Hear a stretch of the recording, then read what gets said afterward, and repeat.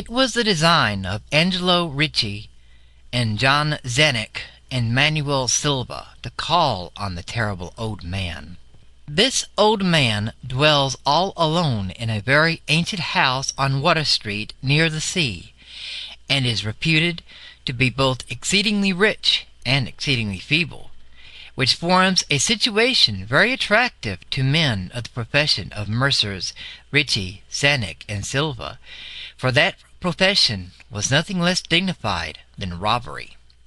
The inhabitants of Kingsport say and think many things about the terrible old man, which generally keeps him safe from the attention of gentlemen like Mr. Ricci and his colleagues, despite the almost certain fact that he hides a fortune of indefinite magnitude somewhere about his musty and venerable abode. He is, in truth, a very strange person, believed to have been a captain of East India clipper ships in his day, so old that no one can remember when he was young, and so taciturn that few know his real name.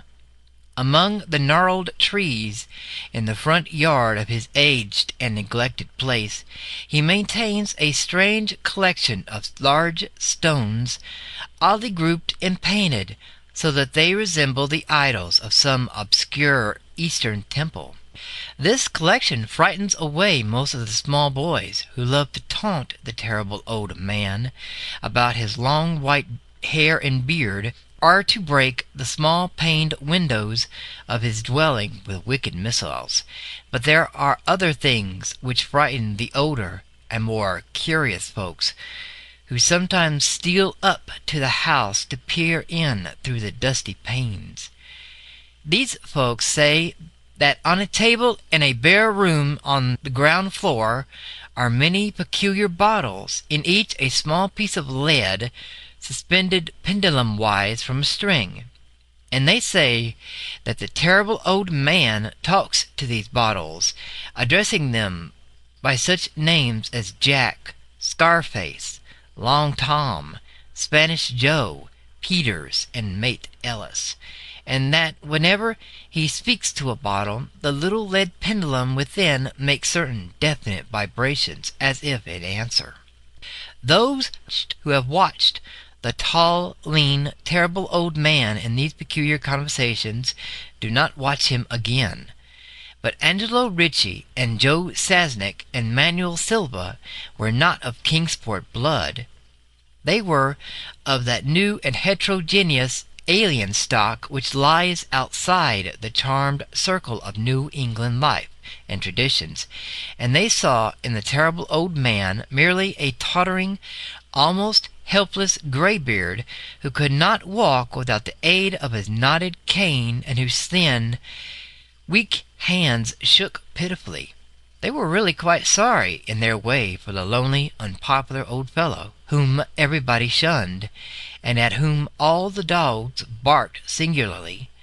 But business is business, and to a robber whose soul is in his profession, there is a lure and a challenge but a very old and very feeble man who has no account at the bank, and who pays for a few necessities at the village store with Spanish gold and silver minted 2 centuries ago.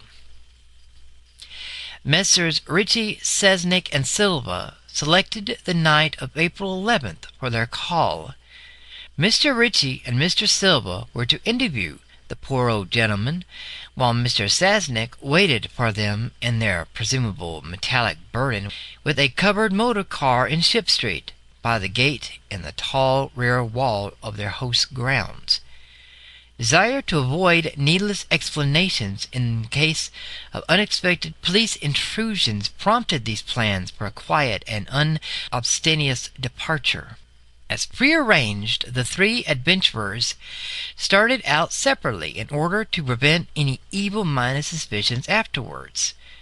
Messrs. Ricci and Silva met in Water Street by the old man's front gate, and although they did not like the way the moon shone down upon the painted stones through the budding branches of the gnarled trees, they had more important things to think about than mere idle superstition. They feared it might be unpleasant work, making the terrible old man loquacious concerning his hoarded gold and silver, for aged sea captains are notably stubborn and perverse. Still, he was very old and very feeble, and there were two visitors. Messrs. Ritchie and Silva were experienced in the art of making unwilling persons voluble, and the screams of a weak and exceptionally vulnerable old man could be easily muffled. So they moved up to the only lighted window and heard the terrible old man talking childishly to his bottles with pendulums. Then they donned a mask and nodded politely at the weather-stained oaken door. Waiting seemed very long to Mr. Sasnick, as he fidgeted restlessly in the covered motor car by the terrible old man's back gate in Ship Street. He was more than ordinarily tender-hearted, and he did not like the hideous screams that he had heard in the ancient house just after the hour appointed for the deed. Had he not told his colleagues to be as gentle as possible with the pathetic old sea captain? Very nervously he watched that narrow oaken gate in the high and ivy-clad stone wall. Frequently he consulted his watch and wondered at the delay. Had the old man died before revealing where his treasure was hidden, and had a thorough search become necessary? Mr. Sasnick did not like to wait so long in the dark in such a place. Then he sensed a soft tread or tapping on the walk inside the gate, heard a gentle fumbling at the rusty latch, and saw the narrow heavy door swing inward. And in the pallid glow of the single dim street light he strained his eye to see what his colleagues had brought out of that sinister house which loomed so close behind. But when he looked, he did not see what he had expected, for his colleagues were not there at all, but only the terrible old man, leaning quietly on his knotted cane and smiling hideously. Mr. Sasnick had never before noticed the color of that man's eyes. Now he saw that they were yellow. Little things make considerable excitement in little towns, which is the reason that Kingsport people talked all that spring and summer about the three unidentifiable bodies, horribly slashed as with many cutlasses, and horribly mangled as by the tread of many cruel boat heels, which the tide washed in. And some people even spoke of things as trivial as the deserted motor car found in Ship Street, or of certain especially inhuman cries, probably of a stray animal, a migratory bird, heard in the night by wakeful citizens.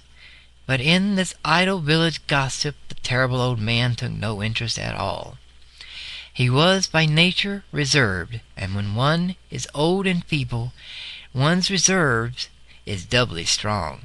Besides, so ancient a sea captain must have witnessed scores of things much more stirring in the far-off days of his unremembered youth.